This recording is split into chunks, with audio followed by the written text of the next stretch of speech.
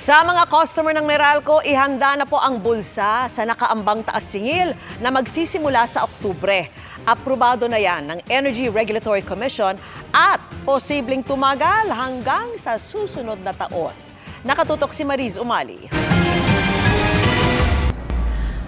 Kaba at takot daw ang panay na lang na nararamdaman ni Tonyo sa tuwing darating ang kanilang Meralco bill dahil sa taas ng bayarin.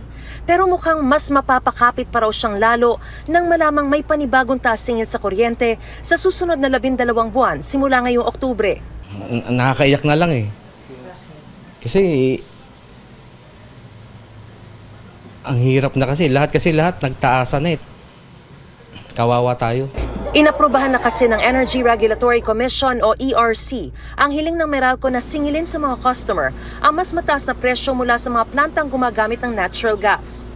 Ang inaasahan natin, mga 30 centavo per kilowatt hour increase sa initial estimate ng ERC. Meron silang hahabulin ng mga January to August na hindi pa sila nakapagtaas. So itong may additional yun ng mga 2 centavos over the next 12 months.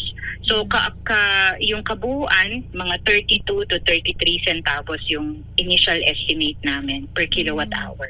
Bili ng ERC sa Meralco. So dapat sulitin niya yung supply na nanggagaling sa ibang planta na mas mura naman. Pero posibleng hindi lang hanggang 1 taon lang ang bubunuing mas mataas na singil sa kuryente ng mga Meralco customer.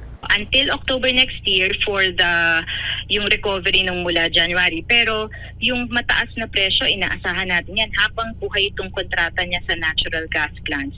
Ito na yung magiging estimate unless makasource sila ng mas mababang LNG or bumaba ulit yung rate ng malampaya. Sa ngayon hanggang 2025 at 2027 daw ang kontrata ng Meralco sa dalawang natural gas plants na First Gas Power Corporation at FGP Corporation.